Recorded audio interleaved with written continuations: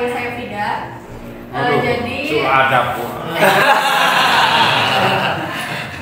Teman-teman bisa panggil saya Vida. Jadi selain saya di sini, saya juga di Indo, maksudnya saya juga ada praktek lapangan sebagai konselor adiksi atau konselor yang khusus di bidang narkotika.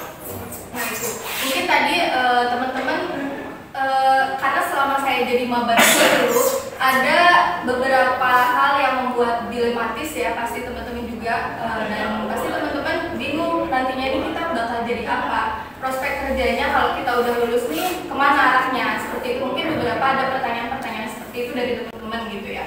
Nah salah satunya mungkin dari Pak Asep ya tadi, salah satunya adalah ingin mengembangkan metode dakwah gitu ya. Nah ternyata memang dakwah itu saja tidak hanya melalui dai seperti itu, hal-hal seperti itu, tetapi bisa juga melalui suatu bentuk konseling. Nah di dalam konseling ini karena kita merupakan bimbingan konseling Islam, ini juga tentunya pasti kita merujuk pada Al-Quran dan hadis. Termasuk tempat saya bekerja ini kebetulan juga basicnya adalah religius. Nah, jadi metode-metode yang diterapkan ini yang utama adalah metode-metode tentang konseling Islam. Di dalamnya juga saya praktek terapis Islam juga, karena di sana menggunakan metode mandi taubat. Nah, atau bahasa umumnya biasanya disebut sebagai terapi air.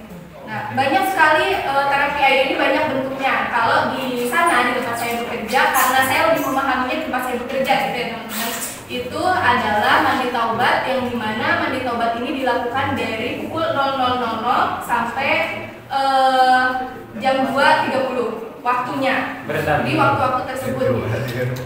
Nah kemudian ada lagi di tempat rehabilitasi narkoba yang lain ada juga terapi air, salah satunya adalah terapi air hujan.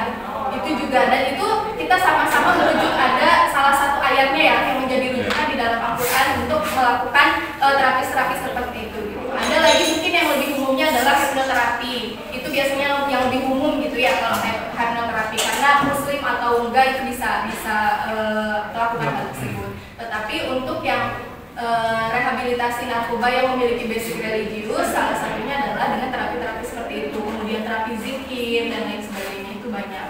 Mungkin apa ya, banyak sekali pengalaman-pengalaman yang bisa diambil karena saya sejauh ini sudah 2 tahun menjadi konselor adiksi. Di dalamnya ini bukan berarti saya melakukan kegiatan konseling yang hanya seputar narkoba, obat A, B, C, D dan lain sebagainya, tetapi juga di luar itu. Jadi permasalahan-permasalahan yang dimiliki oleh klien, sebetulnya kan klien kan ya, bukan pasien. Kalau pasien itu kan untuk bidang medis biasanya. Kalau di dalam bidang konseling, biasanya yang mereka meminta pertolongan kepada konselor ini kita sebutnya sebagai klien atau partner. Kita menganggapnya itu sebagai partner. Jadi kita membantu mereka untuk keluar dari permasalahan seperti itu. Nah, kemudian biasanya banyak sekali macam-macam orang lah ya yang memiliki latar belakang permasalahan yang berbeda.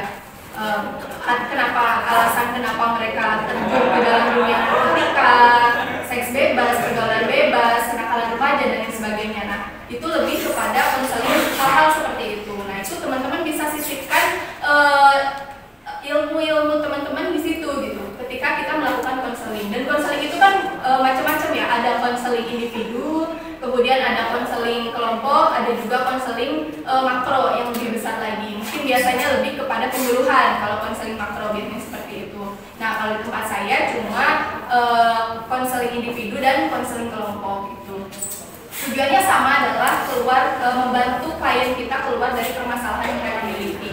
Gitu. Tapi kita tetap menitik beratkan atau memberikan mereka keyakinan untuk dapat memutuskan sesuatu. Jadi kita hanya membantu mengeluarkan mereka dari permasalahan, tetapi tidak membantu untuk memaksakan kehendak kita harus A, B, C, D dan lain sebagainya.